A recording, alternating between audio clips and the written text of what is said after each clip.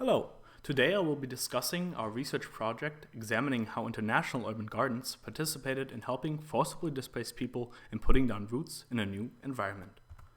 Today, there are 51.2 million people worldwide classified as forcibly displaced persons. The term forcibly displaced persons include refugees, asylum seekers, internally displaced persons, stateless persons, and returnees. Forcibly displaced people is an inclusive term, therefore including all people who must leave their home for reasons including, but not limited to, persecution, unrest, and environmental causes. If this group of people were to form a nation, they would be the 26th largest nation in the world. In 2013, this amounted to 32,200 people leaving their homes every day. Our cross-cultural study took place in the United States and Germany. Many asylum seekers or people seeking safety look to these two countries for refuge. Each nation has different strategies for deciding who is accepted into their countries and typically offer labor and educational integration strategies for those that are allowed into the country. Between 2012 and 2013, asylum applications increased in Germany by 70%, resulting in nearly 109,600 applications in 2013. This increase continues as in the first half of 2015, Germany has already received 85,349 applications. This makes Germany the highest recipient in the world of new asylum claims. The United States came in second with 84,400 asylum applications. These numbers reflect only asylum applicants and represent only a small portion of forcibly displaced people looking to enter and already living in nations such as Germany and the United States. Accepting these people into Germany or the United States is only the first step in the process of adjusting to a new life. Many current political strategies of integrations focus on labor and education, but do not connect people to the local community.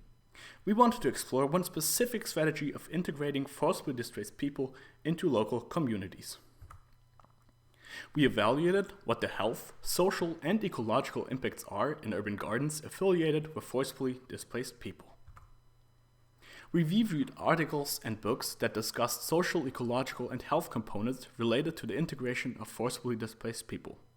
We also completed interviews with garden managers, health professionals, and forcibly displaced people in both the United States and Germany, after receiving the ethics board's approval on each side in order to complete the interviews.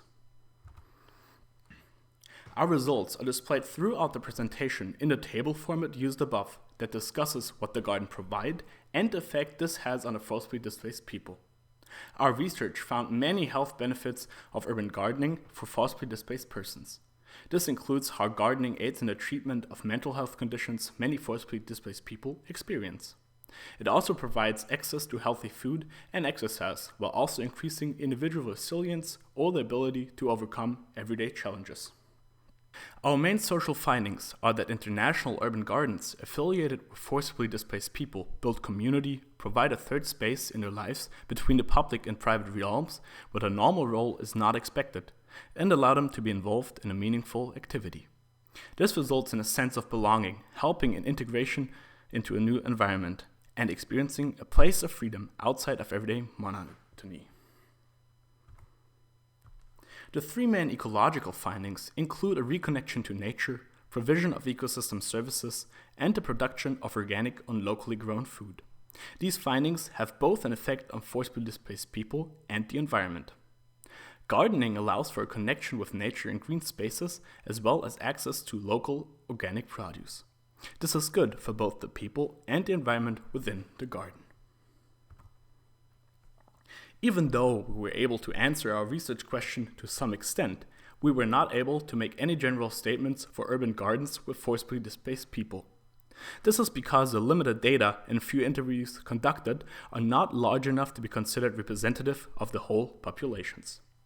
The interviews were unevenly distributed between the German and American sites, which makes our results only partially comparable. The research design also limited us in some ways.